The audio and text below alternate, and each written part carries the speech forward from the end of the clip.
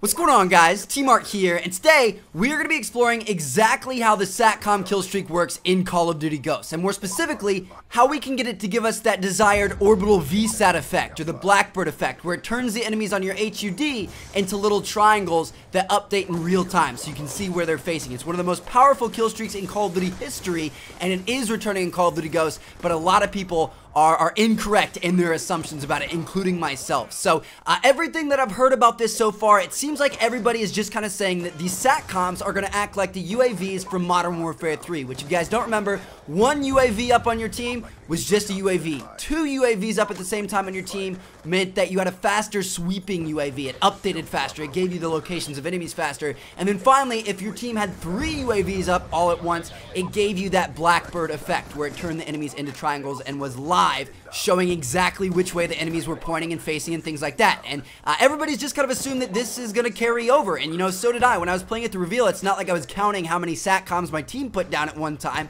I just assumed it would carry over from Modern Warfare 3 because that's what kind of makes sense. Well, I'm here to tell you guys that I absolutely positively do not believe that anymore, and I'm so confident that I would be willing to bet money on it. So recently I was watching some older COD Ghost gameplay, and something kind of caught my eye, and I decided to start trying to count the SATCOMs and listen to like enemy queues, like enemy SATCOM online and things like that, and I came to the conclusion that I believe, and I'm pretty confident, that there are 4 different tiers of SATCOM stackability in Call of Duty Ghosts. So I wanted to update you guys because I'm pretty sure I'm right. So here we go. Let's get into this. Now, when you or your teammates call in your first SATCOM, I believe it's some sort of like eyes on or targeting system of some sort, where if an enemy is in you or your teammate's line of sight, it's going to put him on your minimap as a little hollow circle like this. I'm not sure how it works. I don't know if you just have to be able to see him on your screen. I don't know if you have to be aiming down sight at him. I'm not exactly sure the criteria there, but if he's in you or your teammate's line of sight in some way, shape, or form,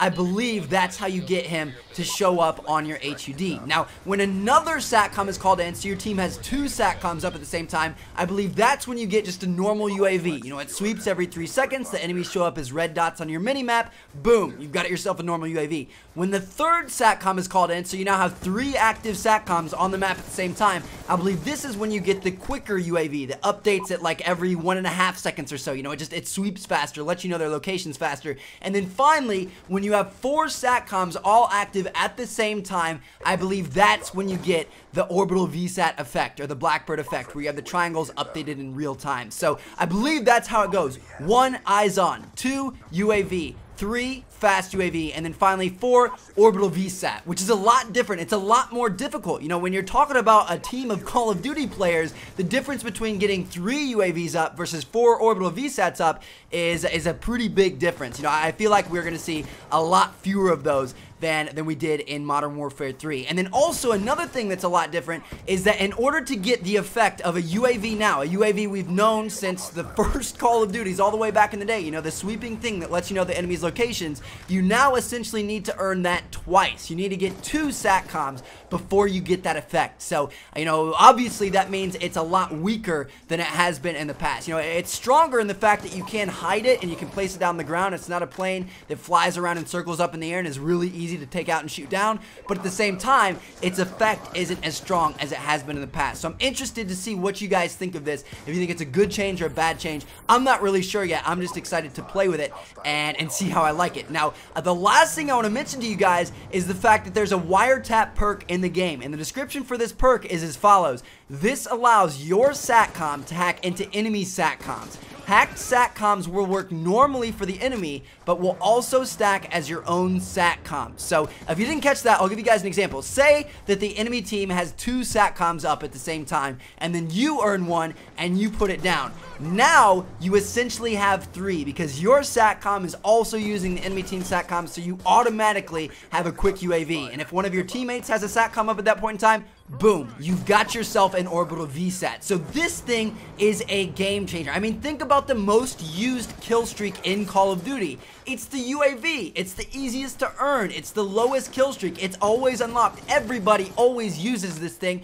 All the noobs use it. It's overly used. And then also think about the teams that UAVs spam, and they use nothing but UAVs and counter UAVs and all that crap. Think about those guys, and think about how you can have a class with this wiretap perk on that, boom, all of a sudden, you're taking advantage of all of their kill streaks and using them against them. I think that is so cool, and it kind of adds a new dynamic to the game. So there you guys have it. That is kind of my hypothesis on the SATCOMs in Call of Duty Ghosts. We'll see if I'm correct, but regardless, this is kind of a precursor or a foreshadowing of what's to come. You know, I did all of this research, and the game's not even out yet, and I got this detailed into it. Wait until the game comes out, guys. This year is the year of Team Art. I am bringing it all back, the old school Team Art that's just absolutely obsessed with the game and looks for every little minute detail to share with you guys to help you improve your game.